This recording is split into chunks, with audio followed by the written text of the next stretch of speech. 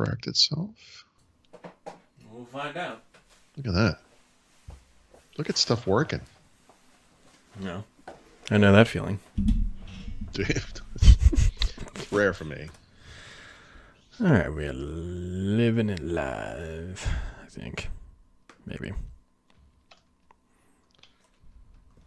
6. Okay. Oh, good. This thing has an update. I'm sure that'll go over very well. Boy. What? I'm just looking over the questions I have for today. Oh, I have something I need to admit to you today. Good. I hope it's your downfall.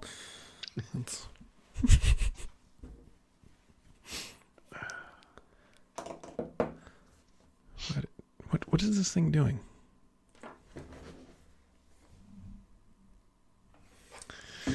No time like the present to have a fan spin at max speed on a Surface Book 3. Unusual, I know. That's nice that they finally got ahead of that problem. You've heard of hot bagging. This is called hot podcasting. It's just hot. Something. Something like It's that. hot, baby. What are you... What? Wait, what are you drinking? What do you mean? That's a... No. What do you think it was? A giant... I was hoping it was like Bailey's, a bottle of something. margarita. Yeah, Just- margarita with a crazy straw. It's got fruit in it. It's healthy. It's the gummy bears that'll get you. You can't... That's where the downfall is. Yep. Like floating in it like a little neon swimming pool. Oh my God. And now my hot water heater is about to kick on because my life is... You'll be okay. Is it? I don't know if it is. I don't know. If anyone cares about Mac OS, it looks like Big Sur is in release candidate now. So, presumably...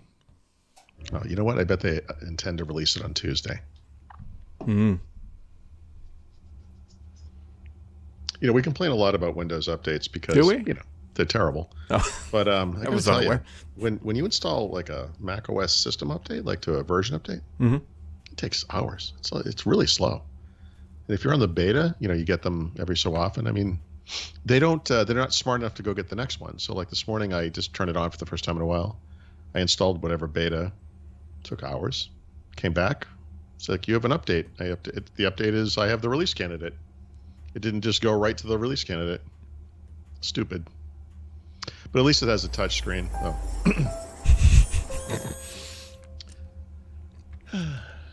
The train leaves the station whether or not you're ready. That's... Yeah, it's okay.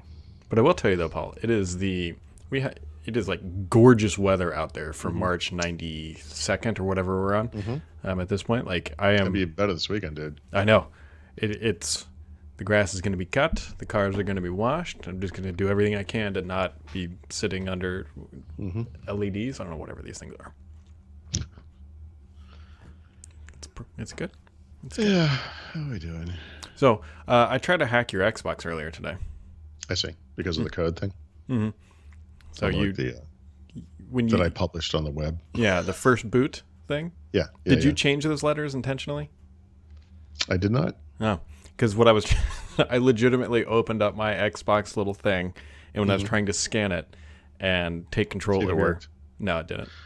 Well, yeah. I mean, I assume those letters are different every time because that's at least the third time I've done it on that particular box. But let me. But yeah, no, I was trying to take it over, and it kept failing. Yeah. Which is unfortunate because I was really looking forward to. How long do you think this generation is going to be? 7 years, something like that. Just keep remotely turning on and off. Just do it every once in a while. Yeah. Well, there's a reason I did that screenshot with the Xbox One S and not the X. Actually, the reason is I've installed more games on the other one, and I didn't want to go through that again. Which did you see? So the PlayStation 5 reviews came out, and the PlayStation 5. So correct me if I'm wrong. The Xbox Series X has like around 800-ish gigs free. Yeah, I think it's just over 800. Yeah. Actually, it's 829, right, for PlayStation? Something. It's like 600 and something. Like it's like 200. Oh. Yeah, it's like 200 gigs less. 150. Oh yeah, so I meant to address that somewhere. Someone asked me why the operating system would need so much space, Mm-hmm. right? It doesn't. So actually, a chunk of that is also reserved for that quick resume stuff. So one of the strengths of this generation is that when you can stop a game, go to a different game, and go back to the first one, and it's still kind of sitting there where it was. Not possible with the Xbox One consoles, and it needs some storage space for caching. By the way, one feature that the PlayStation does not have. Yeah, is that the quick resume feature? Quick resume, yeah. Yeah. I will say though, the PS5 dashboard does kind of look better than the Xbox, just because it's simpler cleaner. And just I agree. not so much. But I mean, not that you could make it look exactly like the PlayStation one, but it's kind of like when you bring up Edge and you can be like, I want a bunch of junk, or I want it to be really Spartan looking. You can kind of do that with the Xbox too. So if you want like a dynamic background with wallpaper and blah blah blah, you can have that if you want it. But if you don't, like you can actually. Do people just stare at the wallpaper? Like I rarely see it. To me, it's the thing that gets in the way of me getting to the game. So and that's another nice thing about this generation, at least on the Xbox side. You get by it really quick. PlayStation or Xbox One, it was like So Paul, you want to know how they made the Xbox Series X and S dashboard so much faster?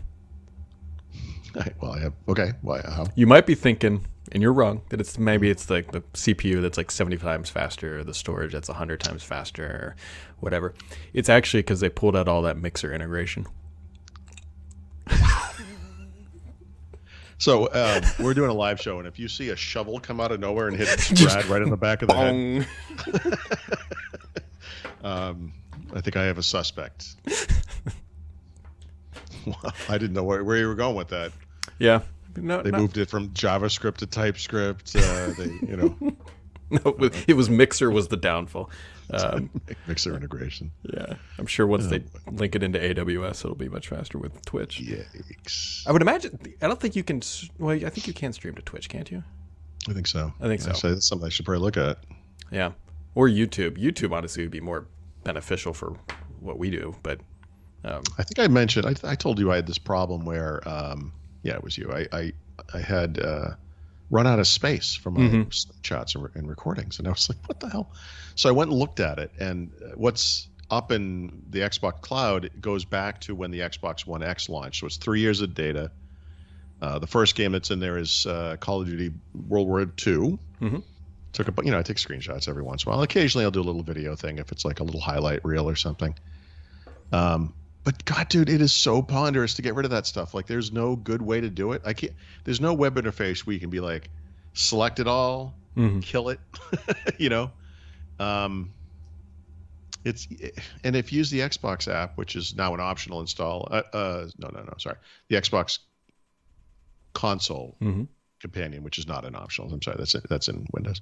If you go down to the bottom, you scroll all the way down. So you have 3 years of stuff. You go all the way to the bottom. You're like, all right, select it very slowly. The content appears. You click delete. It's like, are you sure? You're like, yep. And then it goes back to the top of the list. So you have to scroll down. If you, because I want to delete from the back, right? Right. Oh, it's terrible. It's terrible.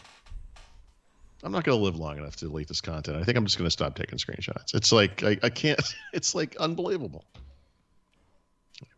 I'm sure your wife will be very saddened that you have to delete all those memories of. I'm assuming they're all like KDs, like where you just totally destroyed the room and you kind of. They are, yeah. Like a lot of them are just screen boards where it's like I had 48 kills and 5 deaths, and the next guy down had like a negative KD. My team won like 1,000 to 2. You know what they really need to integrate into Xbox, the share feature. You should be able to share that directly to LinkedIn, because who else cares about your KD? Someone who has analytical skills, maybe a little Excel experience, and a positive KD in any Call of Duty. I'm telling you. And I'd be like, I don't really know Excel that well. Damn it. So close. Missed opportunity. That's all I'm saying. AMD released, well, they're officially out now. They're 5000 series chips, which if you're building a gaming rig, or honestly probably any rig at this point, because they're usually less expensive than Intel. I feel like the last generation chips, it's like, okay, it kind of goes either way. I mean, AMD probably had an advantage or whatever, but I feel like if you're building a new machine, like that 5000 series is probably where I would definitely recommend. Yeah, and not just for gamers, like you said. I mean, creative types. You know, if you're doing any Adobe stuff, Hmm.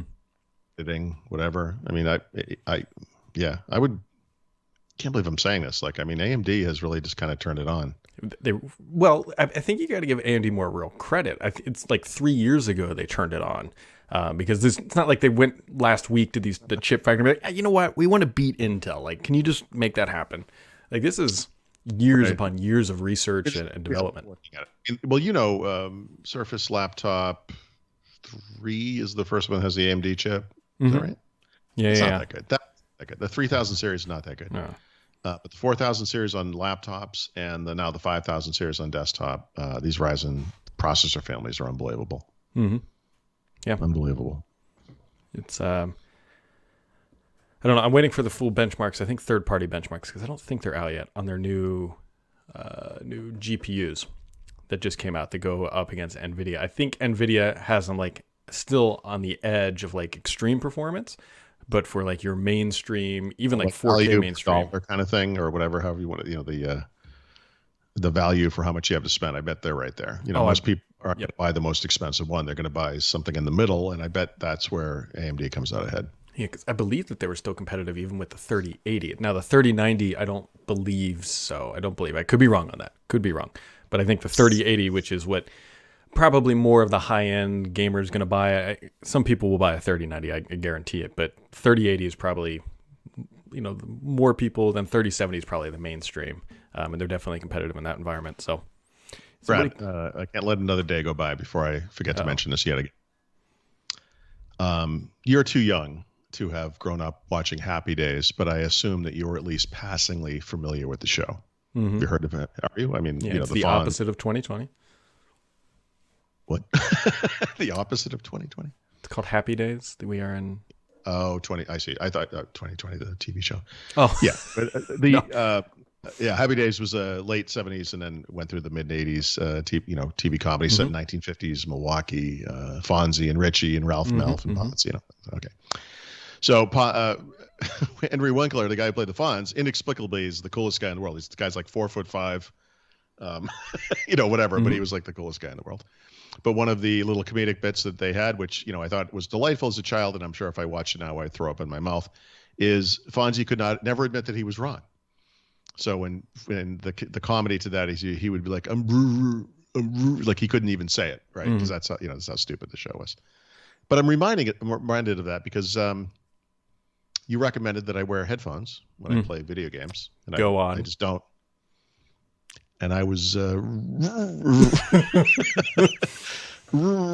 it's I'm wearing. I have two pairs of these because this is actually kind of falling apart. So I grabbed a second pair. I'd never taken it out of the box, and I thought, you know what, this might not be a bad alternative because I don't like the big over-the-air things, and these are they're light, and I can still hear outside what's going on and stuff. So 3-4 days ago, plugged it into the controller. The interesting thing about Xbox, I never did this before, so I just didn't know this, but the sound comes right out. It's fine. It works. And you have all these different headphone choices for technology, Dolby Atmos, Windows Sonic for headphones, and I think a couple of others. And so you have to turn down the sound in the display, and then it just comes out of the headphones. And it's awesome. Like I feel stupid. Mostly because it's painful how right you were. It gets a big difference. It really is. It really is. And and on my previous display, it had. I've used external speakers before. The previous display had decent stereo separation on speakers that kind of faced out on the side, and to me that was good enough. But in Call of Duty, you can hear things. I can hear things I've never heard before in the game. And I'm not just talking obvious things like directional audio, like you hear shooting and it's coming from that direction and to turn that way because someone's over there, whatever. I don't mean the obvious stuff. I mean like there are little like drippy sounds if you're near water or or rain sounds and lightning and thunder. And I went into this a level I've played approximately 3 million times, went through a room and heard a phone ringing. And I actually stopped to look at it, and there's a phone sitting there, and it's ringing. I've never heard this before. It's like I got new ears for my ears. Mm-hmm. Anyway, Brad, I guess what I'm trying to say is I was rude. There's a couple other things too that are fun to do. My wife hates it, and I don't get to do it too often because I usually play game like late at night when she's already sleeping, and like where I game is right below the bedroom. But so I'll play with headphones on, but I still have a Sonos 5.1, and so you can turn that thing up, and so you can still hear like the sub hitting, like feeling the vibration. So you kind of get the whole. Yeah. This is this opens up some interesting things because I'm gonna put the Xbox One S out in the living room. It doesn't have optical audio out like Xbox One did, which is a little bit of a problem. But I think I have to play with it. So I guess it does HDMI, CEC, and all that stuff. So you can go with it. It should be okay. But like I do want to now. I want to do like a surround thing now. Like I just never done this. I don't know. Maybe I need a gaming chair. How long have you been playing Xbox? Like 20 years? Something? Brad, how long has there been an Xbox? No, That's what I was just trying I to switched think. over at the 360. So 2005, 15 years. 15 years, and you just now discovered headphones. That's great. That's great. See, now what you need to do is go download and archive all the screenshots of your KD and then compare them using Excel. Oh, that's the other thing I wanted to tell you. Yeah. This is actually a big part of why I'm telling you this. When I first turned this on, the first couple of games, I was awful. Like I think there was just too much sensory stuff going on. Like it threw me off. It's just like a toddler coming into the world. Just it's like like you see those materials. videos of the kid who's like deaf and he gets a cochlear implant and they can hear for the first time and he's like, oh my god, what is all this stuff? That quickly fixed itself, and honestly, I find this is a really hard thing to explain. But like if you're again, we're talking about a video game here, folks. Don't get excited. But you're shooting somebody like a character in the game, and there's like a visceral connection between the sound and that you're hitting something, and that is clear in the headphones that you don't. It helps you. Yeah. It helps you aim. Yeah. Like it doesn't even make sense what I'm saying, but I'm telling you, like I feel a stronger connection between like sight and hearing. It really is. And I'm not even using nice headphones. Like it's and the other thing is, my God, like the quality of the sound is so good. So like again, I'm talking about a video game. I don't own guns really, but you're firing a gun and like on this thing, it's like tick, tick, tick, tick, tick. And when you're in the headphones, it's like boom, boom, boom, boom. Like it's like this awesome deep sound, It's incredible. Let's move on. I'm sorry.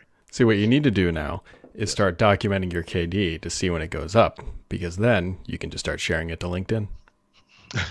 Get that job. What is this magical company? It's called the KD Factory. It's where I need the company that values that skill. That's where I want to go. So now do you think you're gonna go out and buy headphones, like real ones? No, I still don't want those over-the-air things, but I do. These work so well. It's like screw it. This is like a $24 pair of headphones, dude. I mean, who cares? But so the other impact that this has is my wife works upstairs, so she knows I'm playing Call of Duty. She can hear the thing, Now she can't.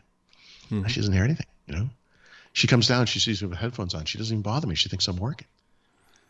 So you're doing it for her. That's the excuse. Exactly. Well, the next thing you need to do, though, you need to get a pair of headphones that supports the Dolby simulated surround sound, because that's the next major change that will improve the experience. I actually think any headphone should work with whatever it's called, Dolby. Maybe. I don't know off the top of my head. You have to buy Dolby Atmos for headphones, but I'll look at it. I'm going to play around with the sound settings, but I'm telling you too, like just out of the box, like it's amazing. Yeah. You're welcome. Thank you. Later. Bye.